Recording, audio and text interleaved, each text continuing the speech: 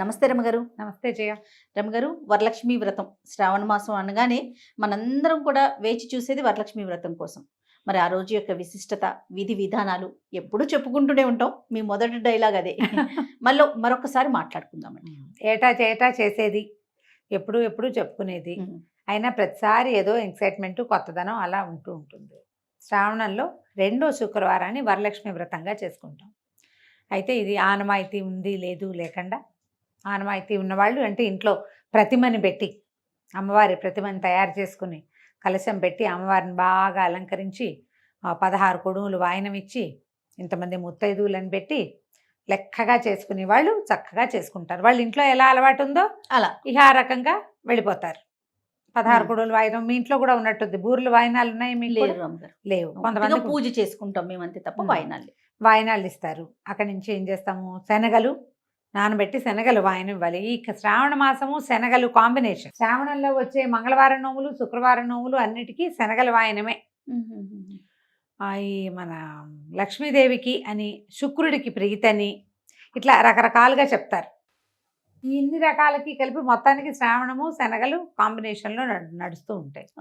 మన ఇంట్లో ఆనవాయితీ లేకపోయినా మనం శుక్రవారాలు పూజ చేసుకోవచ్చు, వరలక్ష్మి వ్రతం చేసుకోవచ్చు. వ్రతంగా కాకుండా పూజగా చేసుకోండి. ఓకే.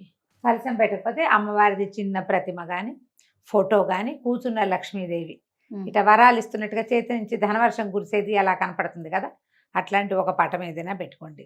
చక్కగా గంధం పెట్టి బొట్టు పెట్టుకోవటం, కసిన పువ్వుల దండ వేయటం ఒకటి, లక్ష్మీ అష్టోత్తరం చదువుకొని నామాలు చదువుకోవటం, పువ్వులు సమర్పించడం, ధూపం దీపం నైవేద్యం, తాంబూలం. ఆ తర్వాత మనం ఇంట్లో చుట్టుపక్కల వాళ్ళు ఎవరికైనా తాంబూలాలు ఇచ్చుకోవచ్చు. సింపుల్గా కూడా చేసుకోవచ్చు, హెవీగా గ్రాండ్గా చాలా బాగా లావిష్గా కూడా చేసుకోవచ్చు. లావిష్గా చేసుకోవచ్చు, గ్రాండ్గా చేసుకోవచ్చు. 100 మందిని పిలవచ్చు, 100 తాంబూలాలు కట్టి అందరికీ తాంబూలాలు పంచవచ్చు. ఈ రోజుల్లో ఎంత చిన్నదైనా సరే తాంబూలం కనుక ఇస్తే మంచి ఫలితం లభిస్తుంది. పళ్ళు, తమలపాకులు, ఏ పండు కుదిరితే ఏ పండు ఆ పండు, పసుపు కుంకుమలు, వక్కలు, తర్వాత ఏమైనా అలంకార సామాగ్రి అంటే బొట్టులు, తిలకం సీసాలు, తిలకాలు, కాటుకు భరణలు, తర్వాత ఆడవాళ్ళకి ఉపయోగపడే వస్తువులు ఏవైనా అలాంటివి కూడా ఇచ్చుకోవచ్చు. ఓకే. అలాంటివి ఇచ్చినా కూడా మంచి ఫలితం లభిస్తుంది. మంచిది ముందు ప్రధానమైంది. మనం ఏదైనా అలా అన్నీ కొనుక్కొచ్చి చక్కగా అరేంజ్ ఎవరి చేతుల్లో పెట్టి అబ్బో అని వాళ్ళు అనగానే మనకు ఒక సంతోషం ఉప్పెంగుతుంది, ఎంత ఉత్సాహం వస్తుంది. అసలు పాజిటివ్ వైబ్స్ అన్నమాట. Positive vibes. ఆ పాజిటివ్ వైబ్స్ కోసం మనం ఇలా ఏదైనా చేసుకోవచ్చు. పళ్ళు తమలపాకులు, ఒకవేళ పళ్ళు గిళ్ళు కుదరలేదు, వాన ఎక్కువగా ఉంది, పళ్ళు తేలిపోయింది, ఖర్జూర పళ్ళు పెట్టివ్వండి. ఎండు ఖర్జూరాలు ముందే కొనుక్కుని ఫ్రిడ్జ్లో ఉన్న డబ్బాలో పోసి పెట్టుకోవచ్చు కదా. 2 ఖర్జూర పళ్ళు, ఒక పక్క 2 తమలపాకులు, ఇవ్వగలిగితే ఓ జాకెట్ పీసు, ఇంకా ఇవ్వగలిగితే ఓ చీర. శనగలు నియమం కనుక పెట్టుకుంటే చాలా మంచిది కూడా. ఓకే.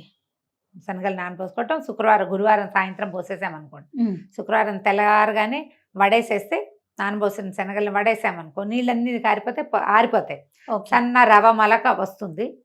అలా ఉన్న దాన్ని నానిన శనగని కనుక మనం దానంగా ఇస్తే, తాంబూలంగా ఇస్తాం. దాన్ని దానం అంటానికి వీల్లేదుగా, తాంబూలం కింద ఇస్తే వాయనం అని దాని పేరు. ఓకే, అవును. ఇస్తే మంచి విశేషమైన ఫలితం లభిస్తుంది. ఏమైనా మనకి గ్రహదోషాలు అవి ఉంటే కొంచెం గ్రహదోషాలు సరవుతాయని చెప్తారు. అందుకని శ్రావణంలో తప్పకుండా అందరూ శనగలే ఇవ్వాలి అని ఒక నియమం కూడా ఏర్పరిచారు. ఓకే. ఇక మనం వరలక్ష్మి వ్రతం దగ్గరకు వస్తే, ఉదయమే లేచి వాకిట్లో ముగ్గేసుకుని, ఇల్లు వాకిలి తుడుచుకుని, వాకిట్లో ముగ్గేసుకుని, గుమ్మానికి పసుపు రాసి బొట్టు పెట్టుకుని, తర్వాత అమ్మవారికి నైవేద్యాలు అవి ఏర్పాటు చేసుకుని, 1 చేయగలిగితే పాయసం, 3 చేయగలిగితే ఒక నూనెలో వేసే పదార్థం ఏదైనా, బజ్జీలు కానీ, గారెలు, అప్పాలు ఏమైనా అట్లాంటివి అదొకటి. తర్వాత 2 నివేదనలు బాగా చేయగలం 5 చేయొచ్చు. ఇంకా బాగా చేయగలిగితే 9 రకాల నివేదనలు. కొన్ని అన్న నివేదనలు, కొన్నేమో భక్ష్యాలు నూనెలో వేసేవి, పూరీలు లాంటివి అవి కూడా చేసుకోవచ్చు. 9 రకాల నివేదనలు చేసుకోవడం చకచకా తెల్లవారుగానే చేసేసుకుంటే 9 అయ్యేసరికి పూజ చేసుకోవచ్చు. పూజ మొదలు పెట్టుకుని వరలక్ష్మి వ్రతకల్పం పుస్తకం దొరుకుతుంది. వ్రతకల్పం ప్రకారం ముందు గణపతి పూజ చేసుకుంటాం, తర్వాత వరలక్ష్మి దేవతా పూజ విధానం చక్కగా సాంగంగా చిన్న పుస్తకం, 10 రూపాయల పుస్తకం, మన వినాయక చవితి పుస్తకం ఎలా దొరుకుతుంది అట్లాగే దొరుకుతుంది. ఇప్పుడు ఆన్లైన్ కూడా దొరికేస్తున్నాయి. చక్కగా అది ఆన్ చేసి పెట్టుకోవటం, హాయిగా దాని ప్రకారంగా నిదానంగా పూజ చేసుకోవటం. మనకి చేత వస్తే పుస్తకం చదువుకునేది, లేకపోతే వీడియోలు ఆడియోలు ఎలాగో ఉండనే ఉన్నాయి, అది పెట్టుకోవటం, వ్రతం పూర్తి చేసుకోవటం. వ్రతం అయ్యాక తోరం కట్టుకోవటం అంటే తోర పూజ ఒకటి కనపడుతుంది, గ్రంథి పూజ అంటారు. ఈ 9 ముళ్ళేసి, తోరాలు ఏంటి మన పువ్వులు, తర్వాత చిన్న మామిడాకు చిన్న చిన్న రెమ్మలు వేసి ఆ తోరాలు కట్టుకుంటాం. లాస్ట్ టైం మనం ఒక వీడియో కూడా చేసామండి, తోరం కట్టడం, మీరే సింగిల్గా చేశారు. అవును అవును. ఈ తోరానికి 9 గ్రంథులకి పూజ చేసుకోవటం. గ్రంథి అంటే ముడి. 9 ముళ్ళకి పూజ చేసి ఆయన ఆ తోరం కట్టుకుని అప్పుడు కథకి అక్షింతలు చేత్తో పుచ్చుకొని కథ చదువుకోవాలి. చారుమతి దేవి కథ చిన్న కథ, కానీ ఏటా చదివినా ఏమిటో కొత్తగా ఉంటుంది. కుండినం అనే నగరంలో చారుమతి దేవి అని ఒక ఆవిడ ఉండేది, బ్రాహ్మణ స్త్రీ ఆవిడ. అత్తమామల్ని బాగా చూసేది, భర్తతో ఎంతో అనురూపంగా ఉండేది, చాలా చక్కటి ఏమనాలి ఆవిడని, పుణ్య స్త్రీ, తర్వాత చక్కని గృహిణి. అయితే ఒకనాడు ఆవిడకి వరలక్ష్మీదేవి కల్లో కనపడి నువ్వు నాకు చాలా ఉత్తమరాలివి, లక్ష్మీప్రదం అవుతుంది నీ జీవితం అంతా, శ్రావణ మాసంలో పౌర్ణమి ముందు వచ్చే శుక్రవారం నాడు నన్ను అర్చించు, ఆవు నేతితో దీపాలు పెట్టు, అందరికీ వాయినాలు ఇవ్వు, చుట్టుపక్కల సువాసనలతో కలిసి పూజ చేసుకోమని చెప్పిందట కల్లో. సరే ఆవిడ లేచి కళ, ఇంత అద్భుతమైన కళ వచ్చింది, అమ్మవారు కనపడిందని ఇంట్లో వాళ్ళకి పెద్దవాళ్ళకి భర్తకి చెప్తే 2-3 నెలల తర్వాత ఆవిడకి ఏ జ్యేష్ఠ మాసంలోనూ వచ్చింది. తర్వాత జ్యేష్ఠం ఆషాఢం గడిచాక శ్రావణం వచ్చాక ఈ వరలక్ష్మి వ్రతం 2వ వారం వచ్చేసరికల్లా ఆవిడ చుట్టుపక్కల వాళ్ళందరినీ పిలిచి చక్కగా ఇంటి మధ్యలో గోమాయంతో బాగా అలికి ఒక మండపాన్ని ఏర్పరిచి, పంచపల్లవాలు అంటారు. పంచపల్లవం అంటే మర్రి, రావి, జువ్వి, మేడి, మర్రి, రావి, జువ్వి, మేడి, మామిడి, ఈ 5 రకాల వాటి ఆకులతోటి కలశాన్ని ఏర్పరిచి చక్కగా పూజ చేసుకున్నారు. ఆవిడ తనొక్కతే పూజ చేసుకోకుండా చుట్టుపక్కల స్త్రీలందరినీ, అన్ని రకాల జాతుల వాళ్ళని పిలిచిందట. పిలిస్తే అందరూ కలిసి పూజ చేసుకున్నారు. పూజ మాత ఒక బ్రాహ్మణుడికి వాయినాలు ఇచ్చారు. ఈ పూజ చేయించిన ఆయనకి దాంబూలం ఇచ్చి సాటి స్త్రీలకి వాయినాలు ఇచ్చుకున్నారు ఒకళ్ళకొకళ్ళు. అంతా అయ్యాక ఈ మండపానికి ప్రదక్షిణ చేశారట. మండపం ప్రదక్షిణ చేస్తుంటే మొదటి ప్రదక్షిణానికి వాళ్ళకి పాదాలకి బంగారు పట్టీలు వచ్చేసినాయి, పాదాలకు అలంకారాలు వచ్చినాయి. 2వసారి తిరిగేసరికల్లా చేతులకి మెళ్ళలోకి అన్ని రకాల ఆభరణాలు వాటంతటవే వచ్చేసాయి. 3వ ప్రదక్షిణ పూర్తయ్యేసరికల్లా వాళ్ళ ఎవరెవరి స్త్రీలు వీళ్ళ ఇంటికి వచ్చారో వాళ్ళందరి కోసం వాళ్ళ ఇళ్ళ నుంచి, అంతకుముందు వాళ్ళు కాలినడకని వచ్చారు, బళ్ళు, వాహనాలు, గుర్రపు బళ్ళు, బోల్డని వాహనాలు అవి వచ్చేసినాయి. అంటే వాళ్ళ ఇళ్లలో కూడా సమృద్ధి వచ్చేసింది అనమాట. వీళ్ళ ఇల్లంతా బంగారు వర్షం కురిసినంత ఘనంగా అయిపోయింది చారుమతి దేవి ఇంటికి. అందరూ మెచ్చుకున్నారు, ఈవిడ ఘనతే ఘనత.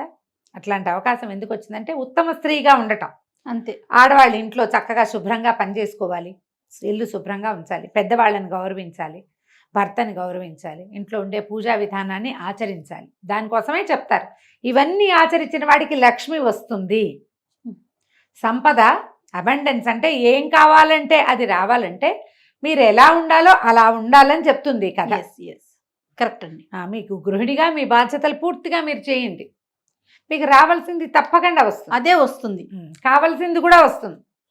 రావాల్సిందే కాకుండా మీరు ఉండాల్సిన విధంగా ఉంటే మీకు కావాల్సింది కూడా మీకు లభిస్తుంది అని చెప్తుంది అనమాట ఈ కథ. ఒక నీతి ఉంది ఇందులో. మరి సరే, అందరూ వాళ్ళ తాము వాయినాలు అవి పుచ్చుకొని ఈ చారుమతి దేవిని వీడుకొల్పి అక్కడి నుంచి తమ ఇళ్ళకి వెళ్ళిపోయారు. అందరూ కూడా ధనకనక వస్తువు వాహనాలన్నిటితోటి వాళ్ళ ఇళ్ళన్నీ నిండిపోయినాయట. అప్పటి నుంచి ఆ రాజుగారు కూడా తెలుసుకుని ఈ వార్త, అందరూ ఈ 2వ వారం నాడు మీరు వరలక్ష్మి వ్రతాన్ని చేసుకోండి, అందరూ చారుమతి దేవిలాగా ఉత్తమ స్త్రీలుగా, ఉత్తమ ఇల్లాళ్ళుగా ఉండండి అని ఒక చాటింపు వేయించారు. అప్పటి నుంచి ఈ వ్రతం చేసుకుంటున్నామని ఇది విని, ఈ కథ విన్నాక ఏం చేయాలి, అక్షతలు అమ్మవారి మీద కొన్ని వేసి కొన్ని అక్షంతలు మన మీద వేసుకోవాలి. కథ అక్షతలు మనం వేసుకోవటం, దండం పెట్టుకోవటం. ఆ తర్వాత ఎవరైతే ముత్తైదులు మన ఇంట్లో పెద్దవాళ్ళు ఉన్నారో, అత్తగారో వదన గారో ఎవరో ఒకళ్ళు, వాళ్ళకి దండం పెట్టుకోవటం. దండం పెట్టి వాళ్ళకి ఒక వాయినం ఇవ్వటం. తర్వాత ఎవరైనా ముత్తైదుని పిలిచి ఈ 16 కుడుములు ఎన్నో మీకు దగ్గర లెక్క ఉంటే ఇంట్లో ఉన్న లెక్క బట్టి 16 కుడుములు ఇస్తారు మామూలుగా. ఈ కుడుములు అంటే మనం ఏం చేస్తాము, బూర్లు ఇస్తారు. కొంతమంది అప్పాలు ఇచ్చేవాళ్ళు కూడా కనపడ్డారు. ఒక సంవత్సరం ఎవరో పిలిచారు చాన్నాళ్ల క్రితం, అప్పాలు ఇచ్చారు. అప్పాలు ఒకసారి, మన పూర్ణాలు ఒకసారి తెచ్చుకున్నాను నేను. 2 సార్లు అప్పాలు పూర్ణాలు ఏవో ఒకటి వాయినం ఇవ్వటం మన ఇంట్లో ఉన్న పద్ధతిని బట్టి. వాయనం ఇచ్చి తర్వాత భోజనం చేయటం. శ్రావణ మాసపు శుక్రవారాలు రాత్రిపూట భోజనం చేయరు. పగలు మనం హెవీగా చక్కగా అన్ని వండుతాం, అమ్మవారికి నివేదన చేస్తాం కదా, భోజనం చేసేసి పగలు రాత్రి భోజనం అన్నం తినకుండా ఏదైనా అన్నానికి భిన్నం తింటే సరిపోతుంది. అయితే దీనికి బ్రహ్మచర్య నియమం లేదు అని చెప్తారు. మీ ఇళ్లలో ఒకసారి పెద్దవాళ్ళని కనుక్కోండి. ఇది మళ్ళీ ఖచ్చితంగా ఈ ప్రశ్నలు వస్తాయి. నిరుడు ముందరేడు కూడా ఎదుర్కొన్నాం కాబట్టి దీనికి చెప్తున్నాం అనమాట. ఇవి సువాసిని వ్రతాలకి ఈ నియమం చెప్పబడలేదని మా ఇళ్లలో చెప్తారు. ఓకే. మళ్ళీ అమ్మవారికి ఎలాంటి నైవేద్యాలు పెడతాం రమ్మగారు? అన్న నివేదన అంటే పాయసము, పులిహోర, దద్దోజనము, చక్ర పొంగలి, తర్వాత ఏమో మన గారెలు, బూరెలు, అప్పాలు, పూరీలు, మైసూర్ పాకు, బజ్జీలు, ఉల్లి వెల్లుల్లి వాడకుండా, మసాలాలు అవి వేయకుండా, ఇవి కాకుండా ఇంకా మీ ఇళ్లలో ఏం చేస్తారో పాలతాలికలు కూడా చేస్తారు కదా, పాల పూరీలు, అలా ఏవైనా నివేదన చేసుకోవచ్చు. మామూలుగా మనం పెట్టే అన్న నివేదనలు ఇవి. తర్వాత ఏమో బూందీ లడ్డు, శనగపిండితో చేసే లడ్లు. ఓకే. శనగపిండి లడ్డూలు చేస్తారు కదా. ఆ తర్వాత ఏమో మన బేసన్కా లడ్డు అని పిండిని వేయించి చేసే అలాంటివి కూడా నివేదన చేస్తారు. శనగపిండి ఆమెకి ఇష్టమని, లక్ష్మీదేవికి శనగపిండి ప్రీతని, అందుకని ఈ శనగలు కూడా ఇవ్వాలన్న ఇది చెప్తారు, ఆ నియమం పెట్టుకున్నారు. ఈ రకంగా వరలక్ష్మి వ్రతాన్ని మనం సుసంపన్నం చేసుకోవటమే. మీ ఇళ్లలో ఉన్న విధానాలతో పాటుగా ఏదైనా కొత్త విధానాన్ని భయం లేకుండా మీకు నచ్చితే ఆచరించండి, అనుసరించండి. పెద్దగా పూజ చేసుకోకపోయినా ఇంటికి ఎవరైనా వస్తే వాళ్ళకి కాస్త బొట్టు పెట్టి తాంబూలం ఇవ్వండి. అది మంచిది. ఈ రోజుల్లో ఇలా ఇవ్వడం వల్ల మనకి రావాల్సింది చక్కగా సజావుగా రావాల్సిన వేళకి అందుతుందని చెప్తారు పెద్దవాళ్ళు.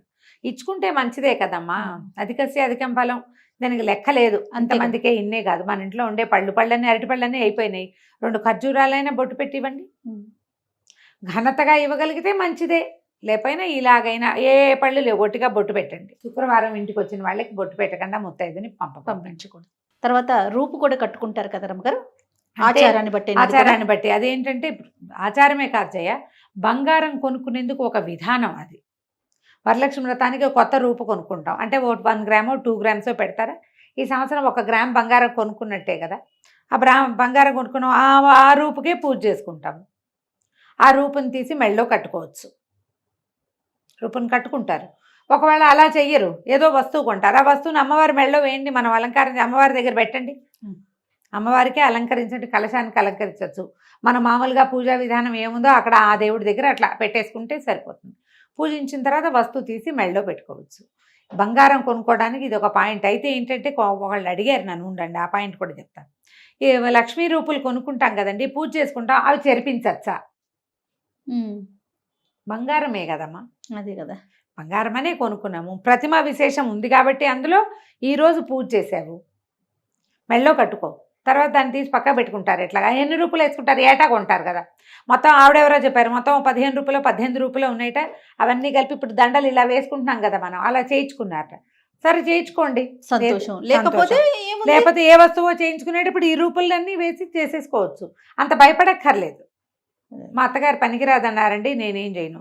నేను అప్పుడు నా గొంతులో గుటకబడింది అనమాట. నాకు మెత్తగారు వద్దంటుంటే నేను అవునని ఎట్లా చెప్తాను. మీ అత్తగారిని కన్విన్స్ చేద్దాం, ఆవిడకే ఫోన్ ఇవ్వండి అని అత్తగారిని కన్విన్స్ చేశాను నేను. ఓకే, ఒప్పుకున్నారండి ఆవిడ. మరి ఎవరో ఒకళ్ళు పెద్ద మనిషి చెప్తుంటే మాట వినాలి కదా. ఇప్పుడు లోపలికి వెళ్ళిన కొద్దీ ప్రశ్నలు పెరిగిపోతా ఉంటాయి కదండి, ఎక్కడికక్కడ తగ్గించుకునే ప్రయత్నం చేయాలి కదా.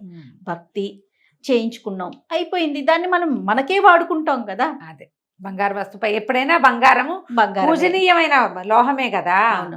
బంగారము మనం ఎక్కడ పడితే అక్కడ భార్యం, ఎక్కడ పడితే అక్కడ పెట్టుకోం.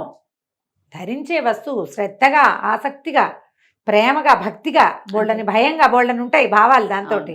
అవన్నీ ఉన్నప్పుడు లక్ష్మిని ఎట్లా గౌరవిస్తామో బంగారాన్ని కూడా అలాగే గౌరవిస్తామండి. అంత తప్పేం లేదు, చేయించుకొనివ్వండి, ఏం కాదు అని చెప్పా. ఆ అమ్మాయి కూడా చెప్పా, చూసావా మీ అత్తగారిని నేను ఒప్పించాను, ఇలా అత్తగారు వద్దన్నది నాతో అవును అనిపించుకుందామని చూడొద్దు, ఒకవేళ చూస్తే నన్ను ఒప్పించాలి ముందు. కాబట్టి పర్వాలేదు, చేసుకోవచ్చు. నేనైతే పెద్దగా రూపులు అవి కొన్న జయ. కొంటే గోల్డ్ ఏదైనా పెడతాను, కొంటే అని క్లాస్ ఉంది కదా, ఏటా నేనేమీ కొంటలేదు. సంతోషం రమ్మ గారు, నమస్తే.